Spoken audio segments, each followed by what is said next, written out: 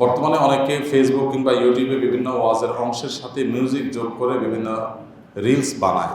তাদের সম্পর্কে সতর্কবার্তা কী?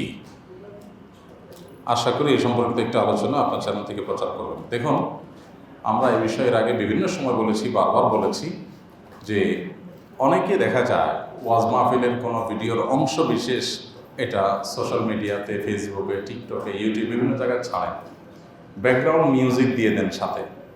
এটা খুবই গর্হিত এবং জঘন্য একটা কাজ। এমনকি কোরআন কারীমের আয়াত, কোনো জিকির, কোনো ভালো কিছুর সাথে অনেকে দেখা যায় মিউজিক মিশ্রণ করে দেন। আমরা অনেকে মনে করি যে এ জাতীয় মিউজিক অ্যাড না করলে এটা মানুষ নিবে না, খাবে না, ভালো লাগবে না, গ্রহণ করবে না মানুষ, এরকম একটা মানসিকতা আমাদের মধ্যে তৈরি হয়েছে। মানুষকে গেলানোর জন্য আমি হারামে লিপ্ত হওয়ার কোনো সুযোগ নেই। বিধায় এ ধরনের রিল তৈরি করা, ভিডিও তৈরি করা পরিষ্কার হারাম কাজ। যারা ইসলামের খেদমত মনে করে সেখানে মিউজিক অ্যাড করছেন, তারা গুনাহে লিপ্ত হচ্ছেন। তাদের আল্লাহকে ভয় করা উচিত এবং এই হারাম থেকে তাদের বেঁচে থাকা উচিত।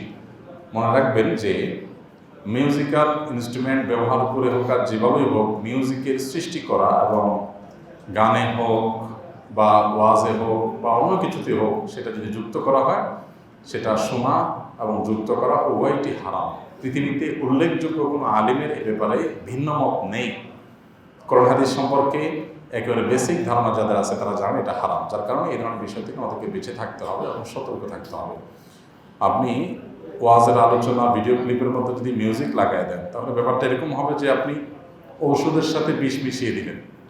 ঔষধের সাথে বিষ মিশিয়ে দিলেন। ঔষধ দিচ্ছেন রোগীর সুস্থতার জন্য, কিন্তু সাথে যদি বিষ মিশিয়ে দেন, তাহলে রোগীর সুস্থ হওয়া তো দূরের কথা, রোগীর মৃত্যু নিশ্চিত। এই জন্য এ ধরনের ভিডিও আমরা অ্যাভয়েড করবো এবং এগুলো নিজেরাও তৈরি করবেন না, অন্যরাও এই ভিডিওগুলো আমরা শুনবো না।